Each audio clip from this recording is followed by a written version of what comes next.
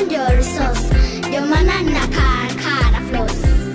Damu yake ndio detox, alinishow love akiwa mikono kwenye hewa, step to the right, ninajua nanipenda. Mikono kwenye hewa, step to the left, ninajua nanipenda. Mikono kwenye hewa, step to the right, ninajua nanipenda. Mikono kwenye hewa, step to the left, ninajua nanipenda.